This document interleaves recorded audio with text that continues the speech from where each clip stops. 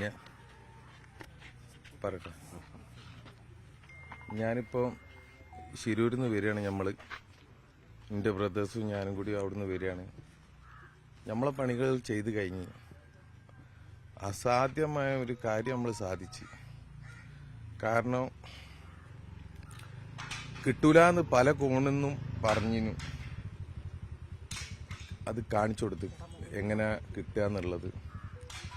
ഇന്നിപ്പോൾ നേരം വൈകിയും കൊണ്ട് നിൽക്കുകയാണ്. അവൻ്റെ ശരീരം പുറത്തെത്തിയിട്ടും തിരിച്ചു എത്താൻ വൈകിയും കൊണ്ട് നിൽക്കുകയാണ്. അത് ഇനി ചിലപ്പം കുറച്ച് ഒരു ദിവസം കൂടി ചിലപ്പം വൈകിയെന്ന് വരും. അതൊന്നുമില്ല. എന്നാലും നമുക്ക് അവനെ കിട്ടി. അതിൻ്റെതായ ഒരു വൃത്തിയിൽ കിട്ടി. ചില സമയത്ത് ഞാൻ വൈകാരികമായിട്ട് പെരുമാറിയിട്ടുണ്ടാവും.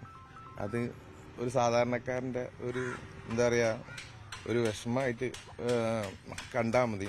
ഇപ്പം ഞാൻ വരാൻ കാരണം എന്താ പറഞ്ഞു കഴിഞ്ഞാൽ, ഇതിപ്പം നമ്മളെ ഫാമിലിയാണിത്.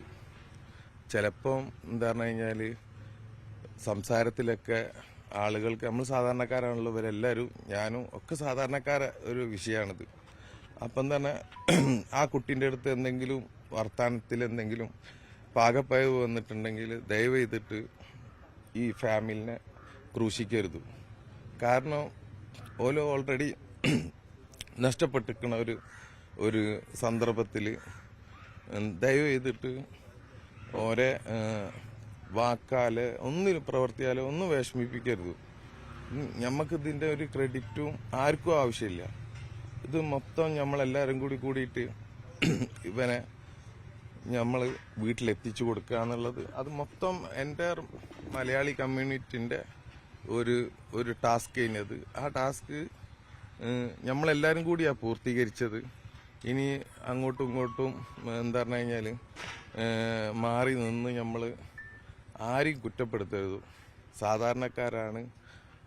പല സംസാരങ്ങളിൽ പല പാകപ്പയവും വരും.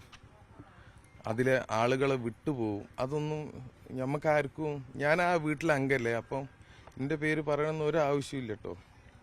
പിന്നെ ഇതൊരു ക്രെഡിറ്റിനും വേണ്ടി ആരും ചെയ്യണമല്ലോ. അപ്പം ദയവ് ചെയ്തിട്ട് സോഷ്യൽ മീഡിയയിൽ ആരും ഒന്നും പറയരുത്. ഓരോ യൂട്യൂബേഴ്സ്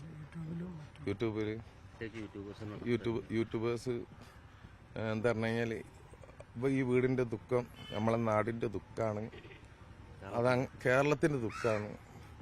കേരളത്തിൻ്റെ മോനാണ് അർജുന്. ഓനെ ചേർത്ത് പിടിക്കുക. എനിക്ക് ഭയങ്കര ഫീൽ ചെയ്ത്, അതെ, ഭയങ്കര വിഷമമുണ്ട്. നമ്മളെന്താ പറഞ്ഞു കഴിഞ്ഞാൽ ഇതിൽ ജാതി മതം കലർത്തരുത് എപ്പോഴും പറയണതാണ്. എന്താണ്, ഇത് സാധാരണക്കാരുടെ വിജയം. അത് ആ രൂപത്തിൽ എല്ലാവരും കൂടിയിട്ട് കൂടെ നിന്ന് സപ്പോർട്ട് ചെയ്ത് കൊടുക്കുക. ഞാൻ ഇനി അവിടെ നിൽക്കേണ്ട ആവശ്യമില്ല. കാരണം അവനെ കിട്ടിക്കഴിഞ്ഞ്. പിന്നെ ജഗന്നാഥൻ്റെയും ലോകേഷിൻ്റെയും ഫാമിലിക്ക് തെരച്ചിൽ നിന്ന് പോകുന്നത് നിൽക്കൂല എന്നുള്ള ഒരു ഗ്യാരണ്ടി തന്നിക്കണ്.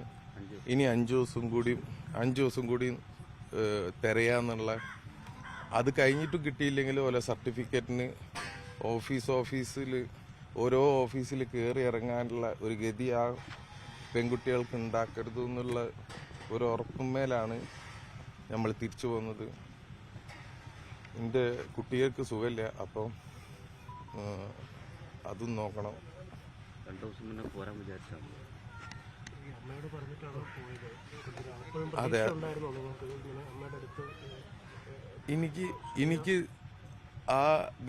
ആ ഒരു രംഗം കാണുമ്പോൾ ഗംഗാവലിപ്പുഴ കുത്തി ഒഴുകണ ഒരു സമയമാണ് ജൂലൈ 16, 17, 18 ആ സമയത്ത് പുഴയിലേക്കാണ് ഈ വണ്ടി പോയതെങ്കിൽ എന്തായാലും തീർച്ചയായിട്ടും പിന്നെ ജീവനോട് ഉണ്ടാവൂല എന്നുള്ളൊരു ഉറപ്പുണ്ടായിരുന്നു. പക്ഷെ അത് എവിടെയെന്നുള്ളത് ഇനി ഒരു കൺഫ്യൂഷന്.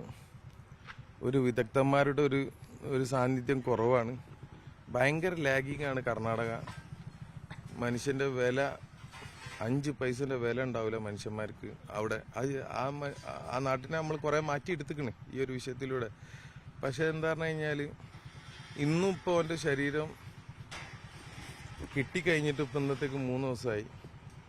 ഇനിയും എന്താണ് ഒരു DNA ടെസ്റ്റ് എന്നുള്ള ഒറ്റ കോംപ്ലിക്കേറ്റഡ് കാര്യം പറഞ്ഞ് ഇങ്ങനെ നീണ്ടു പോവാണ്. ഇനി എത്ര ദിവസം ആവുമെന്ന് അറിയില്ല. എന്താ പറഞ്ഞ ശവത്തെ വെച്ചിട്ട് ആഘോഷിക്കരുത്. കർണാടക ആയിക്കോട്ടെ, കേരള ആയിക്കോട്ടെ,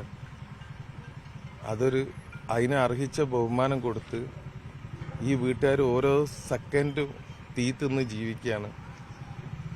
കർണാടക ഗവൺമെന്റ് എത്രയും പെട്ടെന്ന് മുൻകൈ എടുത്തിട്ട് ഇവിടേക്ക് ഓനെ എത്തിക്കുക, നമുക്ക് ഓനക്ക് നല്ലൊരു വരവേൽപ്പ് കൊടുക്കുക, വിടവാങ്ങുക.